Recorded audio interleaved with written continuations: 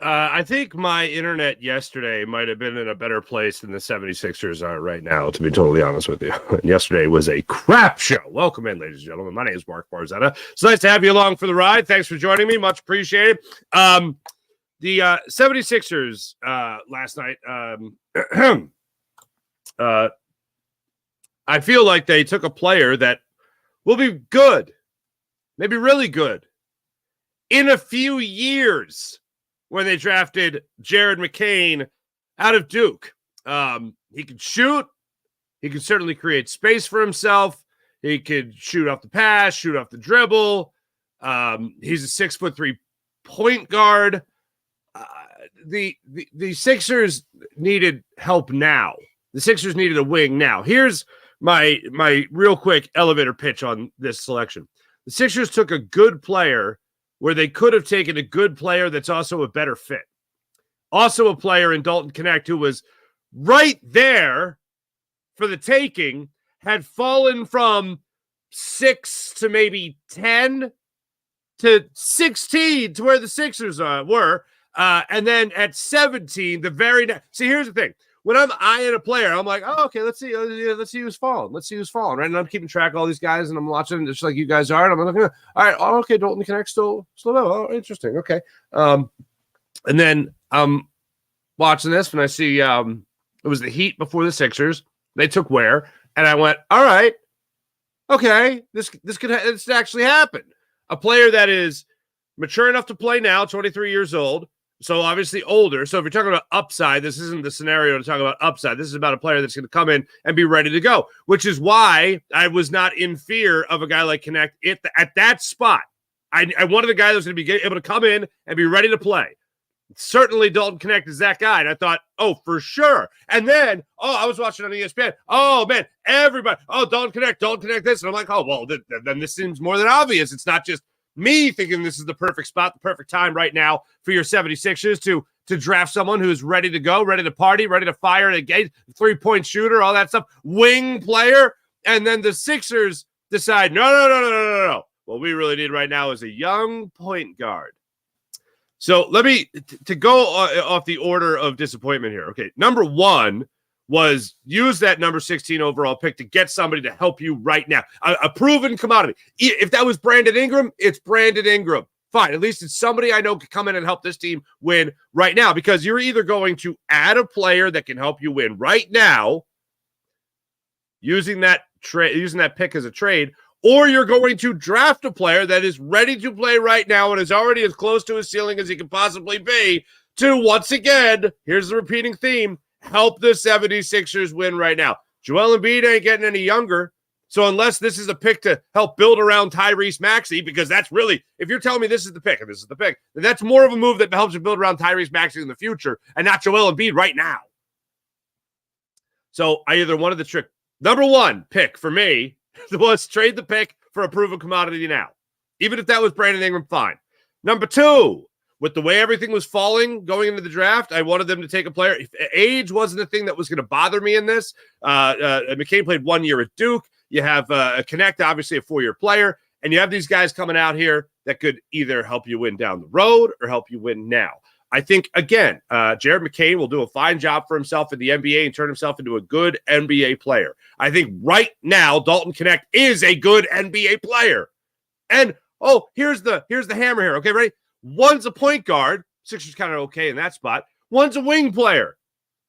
So even if you're looking at this like Paulie Pom-Toms, like this is going to be a good decision, does this somehow now open up a spot for the Sixers to still get a wing player in free agency? Hey, I'm all for it. Please let that happen.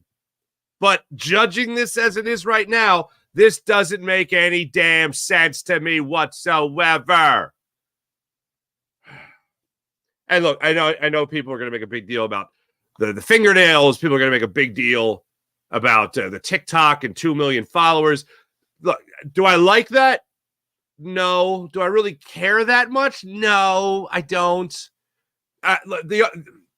When somebody is that interested in social media, that's just, I think, going to be the nature of the beast now. This guy just happens to, with his dance videos, to happen to have a 2 million plus follow. I'm not going to rip anyone for having a good social media, a great social media following. Good job. They could be engaging. He said, I think it was the Players Tribune that got him on the red carpet before everything started. What would you say to any fan base that's about to have you? And Jared McCain came out and said, well, hey, look, the social media stuff is never going to get away in my basketball. Basketball comes first. Great. That's exactly what I want to hear. After he was drafted by the 76ers, he said exactly what I want to hear. Hey, I want to bring a championship to the city of Philadelphia. I want to bring a championship to the 76ers franchise. I want to bring a championship. Great. I love your attitude. Love your energy. That's what I want to hear. The painted nails, the TikTok, I don't give a damn. I don't. And if you could take him at his word that that's all he cares about is basketball above everything else, then great. However, 2 million followers, I think 1.1 million on Instagram, 2 million on TikTok, right? How do you not think about that? How do you not think about that? That takes thought. I know a lot of people think it doesn't, but you don't just fall into 2 million followers. That's pretty damn good. And I checked it out. Maybe I'll start doing some dance moves every once in a while for our TikTok audience. But I will say, you never like to see somebody else. I was thinking about last night when they took him, how to phrase it properly. Because again, I don't fault anyone for having a great social media following, for having a great social media presence. But when you do have something that is that valuable and that successful, it is kind of hard to push that aside. And you can love the game of basketball all you want. You never want to see a player that is supposed to help you bring, in his words, championships to the franchise. It's never good to see something that could be that distracting. Could be. I'm saying could be that distracting. Could be. So that threat is imminent. It's always going to be there. Perennial. Excuse me. It's always going to be there. I hope that never happens. He seems to have a great head on his shoulders. He's got a great backstory. And bottom line is, from a basketball standpoint, the kid can shoot. And I can't remember too many guys that were drafted by the 76ers. You could say, oh, he can shoot. Not he's going to learn to shoot. He can shoot. So hopefully that's the case. He comes in shooting. But I still can't help, and I felt so bad for Andrew Pirloff of CBS Sports, a guy I've known for a while. And I saw him put it out there about Dalton Knecht saying, oh, man, if somehow Dalton Knecht falls to 16, I don't even know what I do with all the excitement, right? And then sure enough, I'm seeing him slip. I'm seeing him fall. And I'm going, Dalton Knecht's going to be there. Oh, this is going to happen. NBA ready player. It's like a ready-made player. Every player with no NBA experience certainly needs development. So I'm watching this happen. They take Jared McCain. I'm like, bold. Now I go into what I like to call Nakobe Dean mode, which is when I'm watching a draft and a player I really want sees if he goes right away. Obviously, that didn't happen to Nakobe Dean. Edgerrin Cooper, linebacker, obviously, went like 5 spots after I thought the Eagles were going to take him when they took Cooper to Gene. And I'm like, okay, all right, let's see how far Edgerrin Cooper goes. 5 picks later. So not a far drop-off. So now I'm watching last night, the NBA draft, and I'm going, all right, Dalton Knecht, let's see how far he's gone. He's off the board. Before I can even finish the thought. And J.J. Redick has been with the Lakers for about 30 seconds. But if there's anything J.J. Redick can help evaluate, it's a shooter. And they took a shooter. Like a ready-made shooter. A wing shooter. A 6'6" shooter. Ready to fire. And I just really can't help but think I want the Sixers to just be awesome. I really do root for the. I love the Sixers. I do. I love the organization. I grew up loving the Sixers, of course, as we all did. But oh my God, when you think about the process years, like going through that, and you think about the investment we made as a fan base, and you think about the way the Ben Simmons era ended, you think about getting fleeced with Jaylen Brown on the board and Jason Tatum on the board and taking Markelle Fultz in that draft. Oh my God. Then you think about this ownership group and really where it started was the disappointment of Andrew Bynum. Like before there was the process, there was Bynum, man. There was Andrew Bynum. Good God. Like, people will start at the process. I'm like, no. Let's go back a little further. Let's go back to, like, Bynum's knee. What do they call it? Wednesdays with Bynum? Is that what they called it? Where the media would gather around him for a day. Mondays with Bynum. I'd be like, hey, how you feeling? I'd be like, knee still kind of hurts, but I got a new haircut. Like, oh, cool. Like, and I know, and even if you do credit the NBA, or you at least put blame on the NBA for getting involved, while Hinkie was, dare I even say, trying to cook when it came to the process, dare I even say it. But if you're an owner, if you're Josh Harris, if you're leading this charge, right, and the NBA comes in and be like, dude, you got to, Hankey's out. You got to bring in the Colangelos. Go bleep yourself. If you're truly committed to what you have committed the fan base to, well, then see it through. Like, imagine, this is the analogy I always bring up. Imagine you walk into a casino and you have all these chips, and someone is like, oh, you got to give these chips to this guy now. We didn't like the way you were doing it. Give it to this guy. And they're like, give my investments, my assets, give it what I worked hard for, what I won with. You want me to, not in this case, winning, but you want me to give it to this guy? Next guy's like, yeah, I'm going to do whatever I want with these. And then fail, lose. That was the Colangelos. Unfortunately, that was also Elton Brand. That was the 20 seconds that Brett Brown had control over the front office when he traded for Zaire Smith with McCall Bridges, who was just worth 6 picks all of a sudden. Good God. And whatever the hell Daryl Morey's doing now. Horribly run organization. And I think they're cutting my camera throughout the show today. But horribly run organization.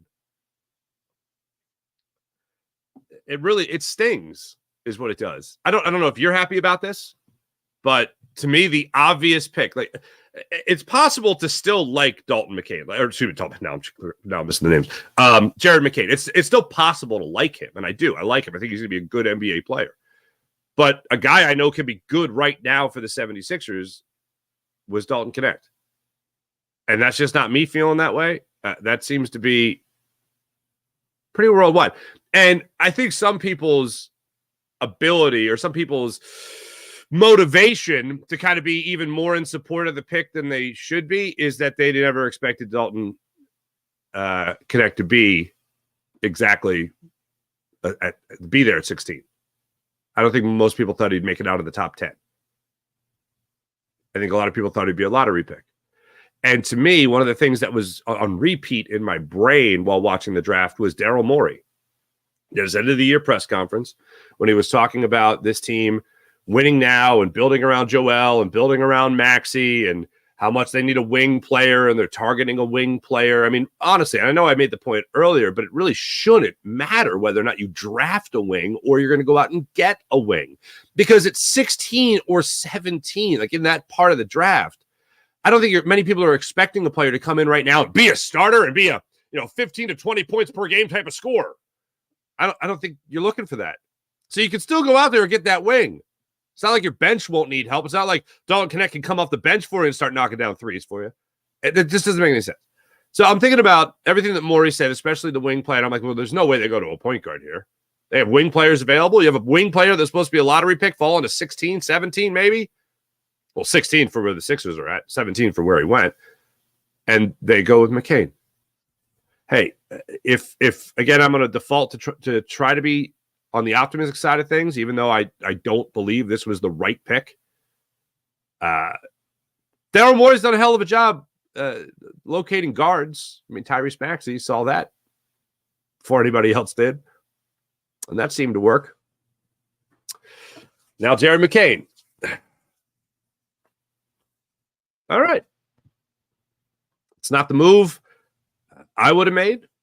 It's the move Daryl Morey made. And ultimately, that's what matters. Do I think it was the wrong pick? Yes, I think it was the wrong pick. The wrong pick for this time. Both things can be true. You think he could be a player down the line? I think he can. Sixers are not buying time to develop. That's what makes zero sense to me. Number one thing I would have loved to see again, just to reiterate, love to see the pick traded for someone that's going to help you win now. Would have loved to see a mature player, Dalton Knecht, taken right now, ready to go. Third thing, I I don't know, hit myself in the nuts with a hammer. That would probably be the third thing. And then maybe draft someone that you got to develop a little bit. Cool. I mean, part of me, look, as someone that just thinks the Sixers have no shot of winning a title anyway. As I said yesterday, that was my main point yesterday. It's like, it doesn't even matter tonight. But there's still, even if the Sixers aren't going to win a championship next year, hold on. Even when the Sixers don't win the championship next year, let me cut to that.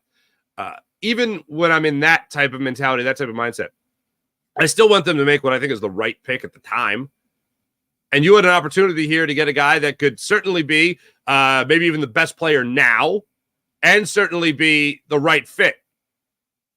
Some people might call that best available. And the Sixers are like, nope, we know what we're doing. We got this. Yeah, do you?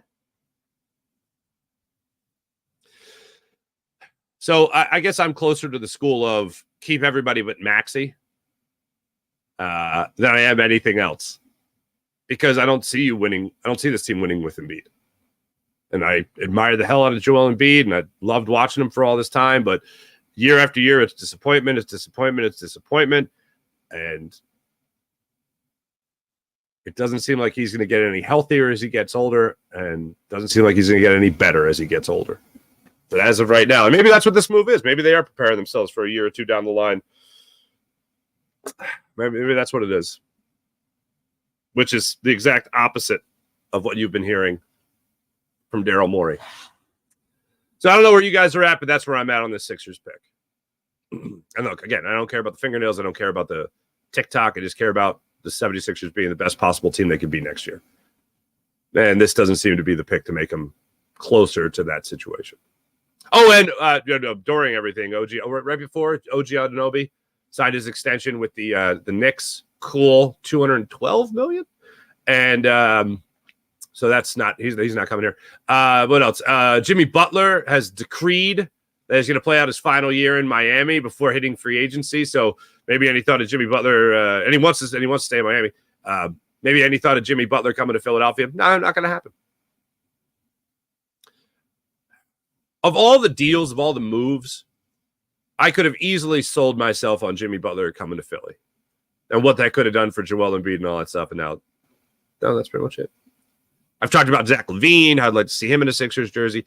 I just don't know how they do it. I know it's a long offseason, so I'm not saying that this is it, but I still feel like no matter who you get in this offseason, it's all going to come down to what version of Joel Embiid you have in the playoffs.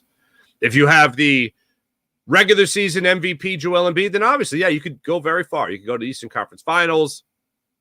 I still don't think you beat the Celtics. You could probably beat the Bucks. But I think you go up against the Celtics and you go into a buzzsaw. So even if you get to that point, I don't think you win. But it's all going to come down to how Joel Embiid is in the playoffs. If he's 100% healthy, if he's 90% healthy, then you have a chance to make it to the Eastern Conference Finals.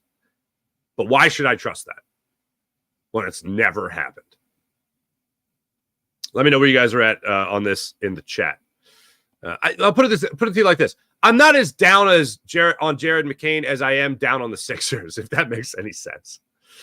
Let me know how you guys feel about that. Also, Phillies won yesterday. That's exciting. Brandon Marsh led the way for the Phillies. 4 for 4. 4 runs batted in. Spencer Turnbull was out there giving up 1 run over 3 innings of work. Of course, the first batter he faces is car shield Matt Vierling. Matt Vierling hits a home run, makes it a 1-1 ball game. Cool. And then Spencer Turnbull settled in nicely. He was fine after that. And then he was at 36 pitches, and I'm going, all right, hold on, because I want him to get a win. I want him to come out of the bullpen, throw 5 innings, get a win. He was supposed to get 70 pitches yesterday. After the 3rd inning, you see Gregory Soto go out there on the mound. You see Gregory Soto.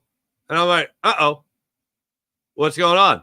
The report was 7, or Rob Thompson said before the game, 70 pitches for Spencer Turnbull. He threw 36. Gregory Soto's in. I hope he's okay. I hope Turnbull's okay. After the game, addressing the media, Rob Thompson said Spencer Turnbull is not okay. Actually, during the game, the Phillies, I know they put it out with Tom McCarthy on the broadcast saying that Spencer Turnbull had shoulder soreness. And that's why he didn't come back into the game. Michael Mercado is expected to be the 5th starter in the event that Spencer Turnbull can't go in his next start, which is just unfortunate. Just sad. But hey, good for Mercado. He's going to get an opportunity possibly, but I feel bad for Spencer Turnbull, who's finally back in the rotation, finally got an opportunity to be back in the rotation, and it lasted 36 pitches, allowing 1 run. The bullpen came in after that and was splendid. 6 innings. A bullpen pitching 6 innings in a game and not allowing a walk, that's something. And Jose Alvarado tried his best to make it interesting in the 9th inning. He was the only bullpen guy that actually got, I don't want to say shelled, but he gave up a run, okay?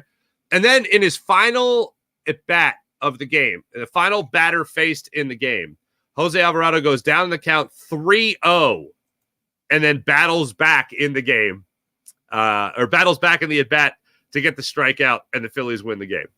Phillies close out the game, and Jose Alvarado ended up finishing it off with, I think it was a strikeout that ended the game. It wasn't a ground out. That was a strikeout on Perez.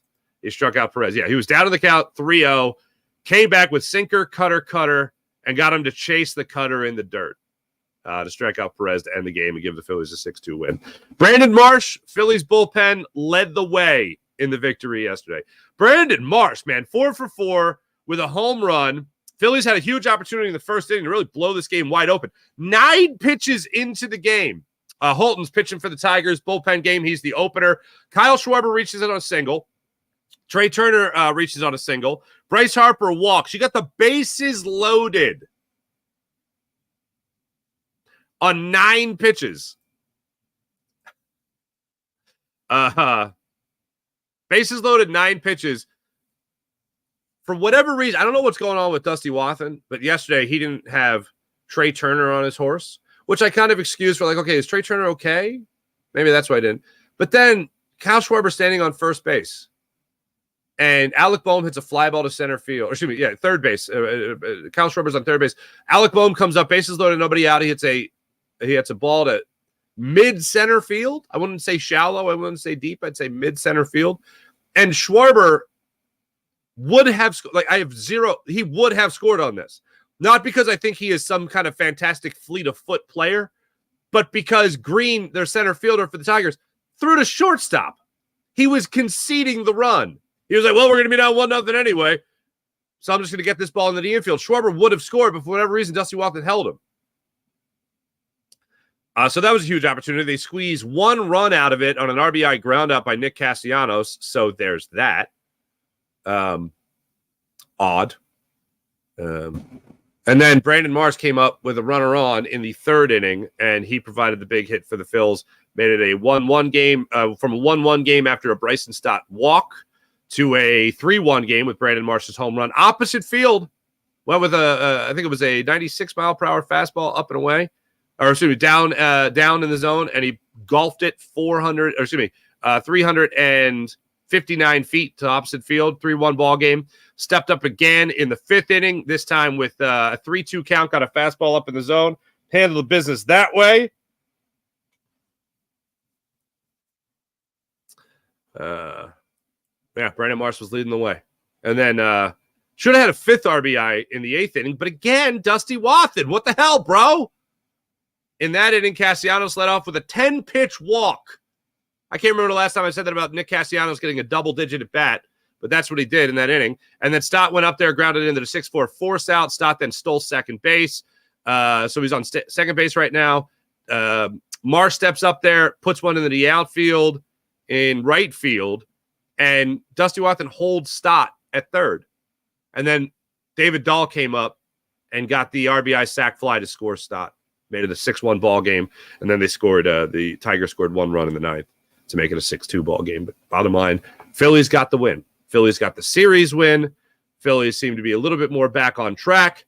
It was a 5-1 game going into that 9th inning, so you had to feel pretty good about the Phillies being able to go out there and handle their business on behalf of the bullpen, and Brandon Marsh. Phillies 53-27 right now. The Braves had an interesting day yesterday. The Braves came out. They won their first game against the St. Louis Cardinals, and then that was the first game of a doubleheader because the Braves had to come out and may have the makeup game after getting rained out 2 days earlier. And then they lost the night version of the doubleheader, the second game of the Twin Bill. They lost that one 4-1. I think it was Liberatore that went out there and dealt for him last night, if I'm not mistaken. Yeah, 6 scoreless from Liberatore as the Cardinals got the second game win in that one. Phillies right now, when you look at the NL East, they are 8 games up on the Atlanta Braves in the NL East. So, hey, Ari, I got your note. Thank you to your St. Louis Cardinals for doing what they needed to do against the Phils. Phillies now 53 wins on the season. That is the most wins in baseball. They still lead with the best winning percentage in all of baseball. That's where they're at right now. And also the Phillies, how about this? In their last 10 games, they're over 500. They're 6-4 in their last 10 games. And now they host the Miami Marlins, who are actually a 500 team in their last 10 games, but they only have 28 wins on the season. One of the worst teams in all of baseball. Let's get to the chat check in a second. Let me tell you right now about the Game Time app. Download the Game Time app to your phone. Create an account. Use promo code FARZI and get all they have to offer on the Game Time app. What do they have on the Game Time app? Well, how about this? This is what they got. They got some incredible stuff. When you talk about the Game Time app, you download the account, you create an account, use promo code FARZI, and you get $20 off your first ticket purchase. So if you want to go to the comedy show, if you want to go to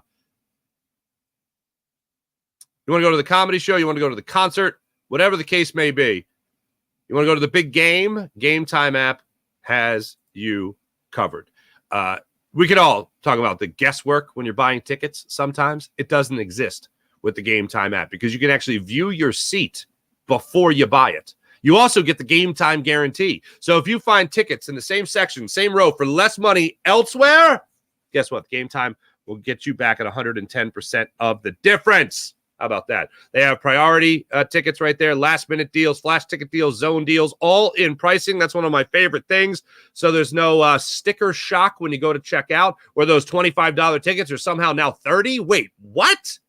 Not on the Game Time app, all in pricing. And game day ticket coverage, your purchase is covered with the most flexible customer service policy in the ticketing industry. So once again, download the Game Time app, create an account, use promo code FARZI, get $20 off your first purchase. Terms apply. Again, create an account, redeem the code FARZI, and you get $20 off your first purchase. Game Time app, last-minute tickets, lowest price guaranteed. Now let's get into the chat check and see how you guys are doing on this fine Thursday morning. See where you guys are at. Daniel, good morning. Buddy Christ, good morning. Good morning, IBH. Babs. Oh, Barbara Carroll. Oh, man. It's sad times for the Sixers, and the Knicks are loading up. Yep. Good morning, Sean Kilrain, Buddy Christ. Would love to see some Farzi fam dance moves. Hey, let me just tell you right now. Farzi can cut a rug. Okay? Wedding I was at on Saturday. I'm going to say that I told you guys the bride and groom brought it more so than any other bride and groom I've ever seen at a wedding ever. They brought it. They brought it big time. All right. But I brought it too. Actually, my brother and I, we can cut a rug. We pretty much tear up the dance floor. Yeah, we get the party going. That's what we do. You know what I'm saying? April. Morning, April. Farzi, I'm hiding my nail polish with this kid around.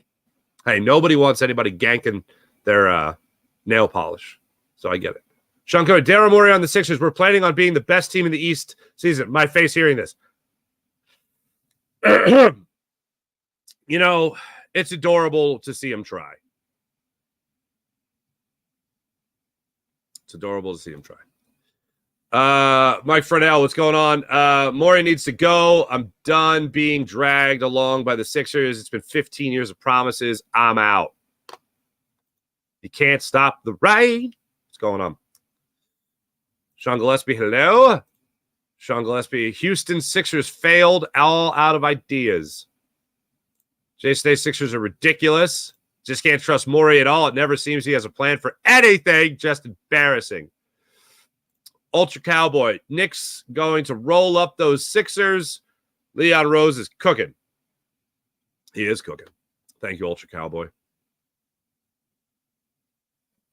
Excuse me. April, glad to see you switch from dial-up today. Hey, I got to tell you, the problems didn't stop on yesterday's show. I did the postcast last night on the Locked On Sports Philadelphia YouTube channel, of course.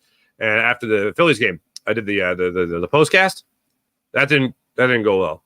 I started, stopped, had to do 2 shows. And I'm seeing a little thing today that I might have to stop early again today. I thought I fixed the problem, but damn it. Neil Watson, I'm awake. Hi, Neil. I'm glad you're awake. IBH, Dusty Watson, very conservative. Harper started ignoring him last year. Harper, definitely. And also, Harper has this gear that nobody really expects him to get to. That's what's really fascinating to me, is that he does it time and time again, yet nobody expects it. Like turning singles into doubles, going first to third. He just does it, man. He's like, I got it. I'll be my own third base coach, okay? IBH, to your point, if it was Bryce Harper on third base when Alec Boehm hit that sac fly to center, Bryce Harper would have scored. Dusty Watson would have been like, don't run. And Harper would have been like, what? As he's already running home. Yeah, that's the way that would have went. And I admire him for it. If you know, you know, man. If you know, you know. Jay Stay, at least the Phillies cheer us up. Yeah, thank goodness for the Phillies to be there for us. And I was thinking about that yesterday because, first, I love the day game. Absolutely love the day game. And when you have something at night, and I was looking forward to the NBA draft, when you have the day game during the day, it's just like, you can get the big moment in of the instant gratification of a win, and then the investment of time that a draft pick is going to be as to whether or not, because you don't know, like all these players coming out of college, you don't know for sure that they're going to develop to their max potential. You don't know if they're going to develop at all. And you don't know if they're going to be an all-star, and you don't know if they're going to be the second Isaiah Thomas, the last pick of the draft and an MVP. Okay. You don't know. So I do look forward to that part of it with the draft. And I look forward to hearing some of the players' stories, maybe learning some things, I didn't know, so that's great. But having the day game yesterday and the Phillies winning, in my mind, and look, I know it had nothing to do with the actual overall outlook of everything, but for me personally, having a Phillies win in the back pocket made me enjoy the draft more. Because I could, you're already going into the mindset as a sports fan of, you got to win it. You got to win. You got to win in hand, as opposed to Sixers better make me feel better about this stupid Phillies team, And they made me feel better. The Phillies made me feel better. The Sixers don't make me feel better. Farzi, can you please put the link to Locked On Phillies show that you are on? I can't, for the life of me, find it. It's very frustrating.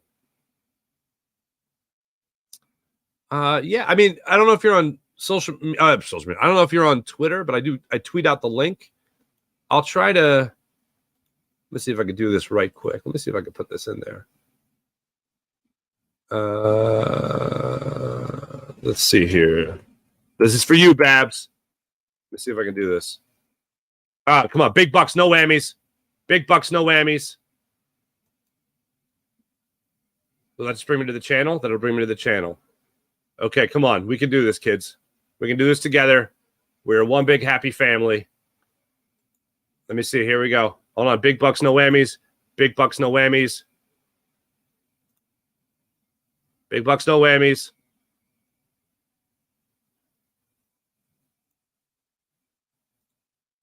That should do it. I'm not seeing the link come up right now, but hopefully that'll do it. Copy and paste that, Babs, and maybe you can find me afterwards. The smiling face.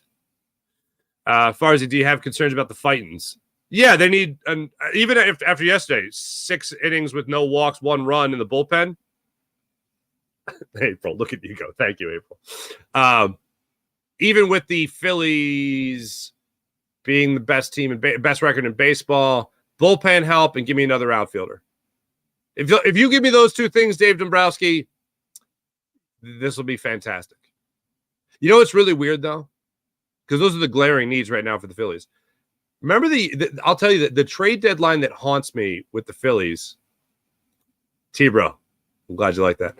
Big bucks, no whammies. Oh, Babs, you're welcome.